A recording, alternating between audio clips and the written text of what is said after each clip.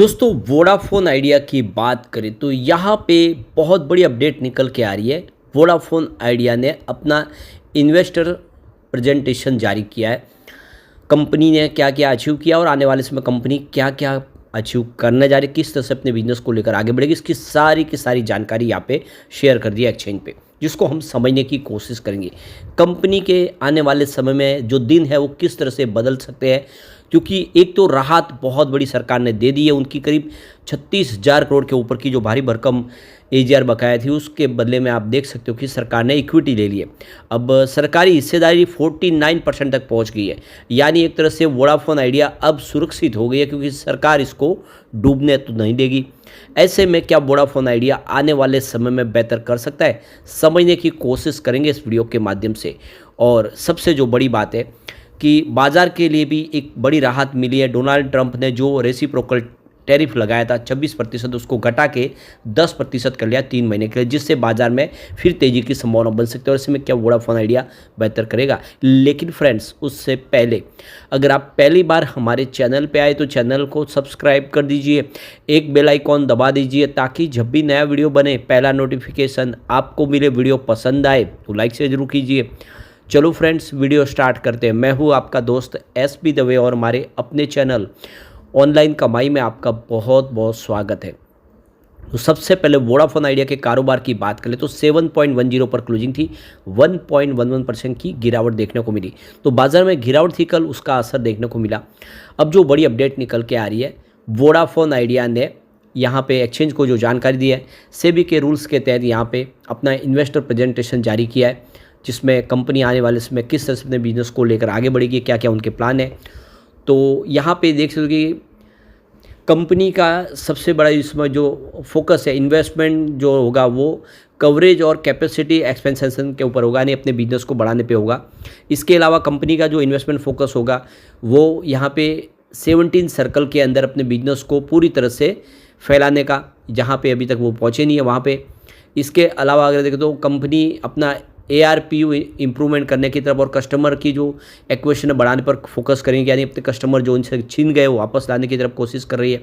और कंपनी अपना ARPU जो है उसको बढ़ा के अपने बिजनेस को बढ़ाने की कोशिश करेगी, अपने रेवेन्यू को बढ़ाने की कोशिश करेगी।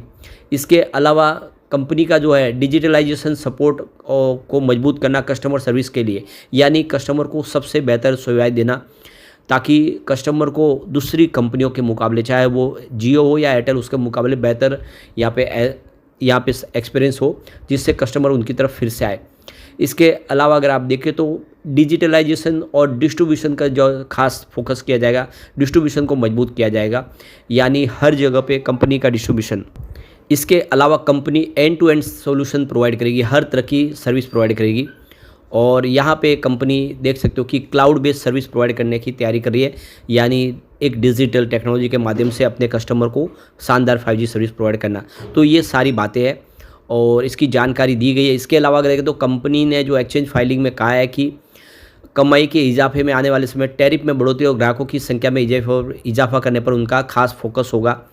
इसके अलावा देखें तो कंपनी ने यह भी स्पष्ट किया है कि वाजिब रिटर्न और भविष्य के निवेश को बनाए रखने के लिए कीमतों में और इजाफा की ज़रूरत होगी, यानी आने वाले समय प्राइस और बढ़ाई जा सकती है, ताकि जो उसको प्रॉफिट है उसका बढ़ाया जा सके। ये ज़रूरी है, इसके लिए कोशिश करेगी कंपनी। और कंपनी के अनुसार जुलाई 2024 से लागू टैरिफ इजाफे के बाद कारोबारी साल 2024-25 में 11.7% की सालाना वृद्धि दर्ज हुई है, यानी बिजनेस बढ़ा है कंपनी का। अब कंपनी का ध्यान ARPU यानी प्रति यूजर्स औसत कमाई को बढ़ाने और ग्राहकों को बनाए रखने पर केंद्रित होगा। इसके अलावा देखें तो वोडाफोन आइडिया ने आगे बताया कि 3 सालों के लिए 50,000 रुपीज़ से लेके 55,000 करोड़ रुपीज़ का कैपिटल एक्सपेंडिचर के ऊपर फोकस होगा। कंपनी ये भारी भरकम जो रकम है ये रेज करके अपने बिजनेस को मजबूती से आगे बढ़ाने की तैयारी करेगी, जो कमी रह गई उसको पूरा करने की तैयारी करेगी। तो बड़ी प्लानिंग के साथ कंपनी आगे बढ़ने को बिल्कुल तैयार है, यानी आने वाले समय वोडाफोन आइडिया बड़ी टक्कर के लिए तैयार हो चुकी है। और कंपनी के मुताबिक कमाई बढ़ाने और प्रतिस्पर्धा में बने रहने के लिए टैरिफ और बढ़ोतरी जरूरत है, ताकि भविष्य में निवेश और विकास के लिए ठोस आधार तैयार किया जा सके। तो सरकार का पूरा सहयोग मिल चुका है, जिसका आने वाले समय फ़ायदा मिलेगा। तो अब देख सकते हो कि वोडाफोन आइडिया पूरी तरह से मैदान में फिर से आ चुके हैं और इनका जो प्लस पॉइंट है, इनकी कस्टमर बेस सर्विस जो काफ़ी अच्छी है दूसरों के मुकाबले, कस्टमर केयर से लोगों का अच्छा रेस्पॉन्स है। तो आने वाले समय इसका फ़ायदा देखने को मिल सकता है और वोडाफोन आइडिया बेहतर कर सकते हैं। तो वैसे तो अगर आप देखेंगे तो स्टॉक बहुत ही नीचे है इस समय, 7 रुपये के आसपास स्टॉक है, जो आप देख सकते हो कि इसका आप देखें जो एफपीओ लाया गया था वो 11 रुपीज़ के आसपास लाया था, वो एफपीओ प्राइस से भी 4 रुपये नीचे स्टॉक इस समय आ गया है और पिछले दिनों की तेज़ी में 19 रुपये तक चला गया था। ऐसे में आने वाले समय स्टॉक के बढ़ने की संभावना बनेगी और ये एक बहुत अच्छी बात हो सकती है इसके लिए, क्योंकि कंपनी का लगातार जो कोशिश है वो जारी है और सरकार का पूरा सपोर्ट इस समय वोडाफोन आइडिया को मिल रहा है, उसका फ़ायदा तो देखने को मिलेगा। अब यहाँ पे मार्च महीने के हमारे सामने म्यूचुअल फंड के आंकड़े भी निकल कर आए जो काफ़ी उत्साहवर्धक भी है। यहाँ पे देख सकते हो कि मार्च महीने में म्यूचुअल फंड ने अच्छी खासी खरीदारी की है। जैसे कि आप देख सकते हो कि पिछले कई समय से जब से एफआई ने बाजार में बिकवाली शुरू की, इंडिया के जो बड़े फंड हाउस है, डीआई है या फिर म्यूचुअल फंड है, वो बाजार को संभालने की कोशिश करें, वो लगातार खरीदारी करें और उनका निवेश वोडाफोन आइडिया में भी आया है। मार्च महीने में अगर आप देखेंगे तो 11 ऐसे म्यूचुअल फंड्स हैं जिन्होंने वोडाफोन आइडिया में निवेश किया है, उन्होंने एंट्री की है, जो काफ़ी अच्छी बात है। लेकिन 7 म्यूचुअल फंड ऐसे भी हैं जिन्होंने वोडाफोन आइडिया के शेयरों को बेचा है और यहाँ से एग्जिट हो गए, परंतु संख्या जो है वो खरीदारों की ज़्यादा है, ये बात भी सही है। तो देख सकते हो कि मार्च में जो नेट जो चेंजेस रहे शेयरों का, वो देख सकते हो कि यहाँ पे करीब 144 करोड़ 1,79,046 स्टॉक का यहाँ पे आपको बदला बदली होती हुई दिखाई देगी।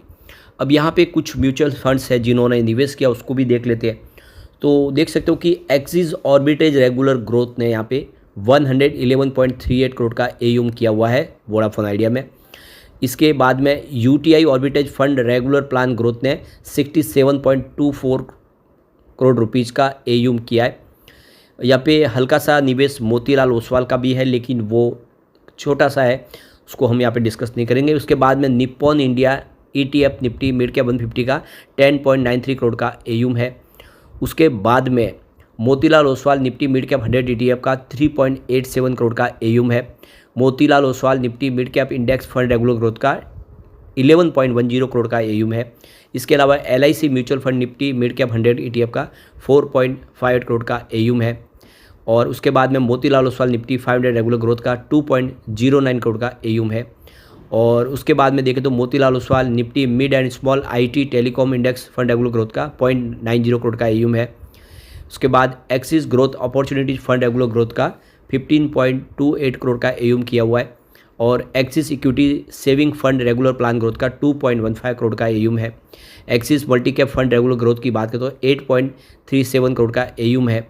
इसके अलावा भी यहाँ पे कुछ छोटे छोटे निवेश है। उसके बाद में axis Nifty mid cap 50 index fund regular growth का 4.28 करोड़ का एयूम है। और Nippon India Nifty mid cap 150 index fund regular growth का 8.65 करोड़ का एयूम है। तो इस तरह से काफ़ी अच्छा निवेश हुआ है और आने वाले समय उम्मीद बेहतर की जा सकती है, सरकार का सपोर्ट मिल रहा है इसलिए।